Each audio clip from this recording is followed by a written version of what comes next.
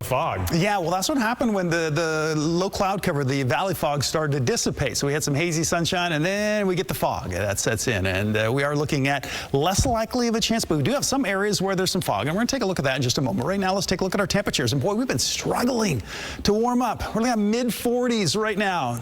Sacramento, Stockton, and Modesto, as well as Lake Tahoe. Temperatures are the same across the board. What's going on there? Well, we have the valley fog. That's that low cloud cover and that cold air that's trapped here in the valley, Central Valley, and we're seeing it from north to south, and it's not really mixing out that much. But we do have some areas of thicker fog along the edges, and we're seeing this in Auburn, which is sitting at about between 1,200 to 1,500 feet.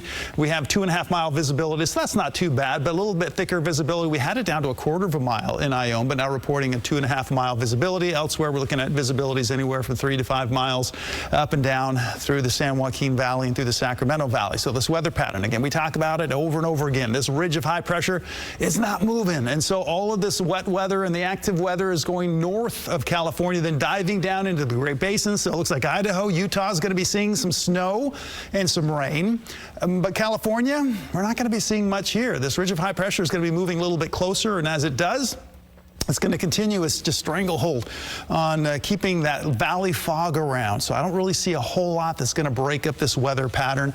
What we need are some of those winds that are from the north and a little bit of rain. That would help to clear out the valley fog. But instead, we just have this ridge of high pressure sitting just off the coast of California, keeping all the wet weather into the Pacific Northwest, which is good. They need the wet weather, but we need some here in California as well. By Thursday, that's when this ridge of high pressure is going to be moving right over top of us. At least that's its projected path. But sometimes it can be a little bit stubborn.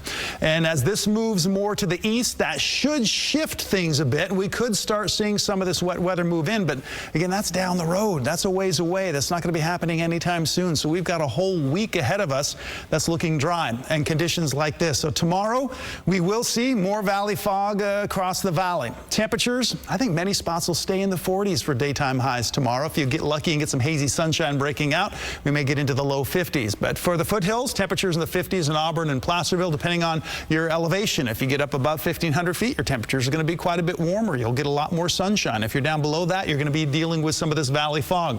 Temperatures in the Truckee, Lake Tahoe area, we're looking at daytime highs in the mid-50s. So it's going to be warmer in the Sierra than what we're going to be experiencing in the valley. Your 7-day forecast shows not much change. Daytime highs in the upper 40s to lower 50s and overnight lows ranging in the upper 30s to lower 40s with lots of low cloud cover and times of fog.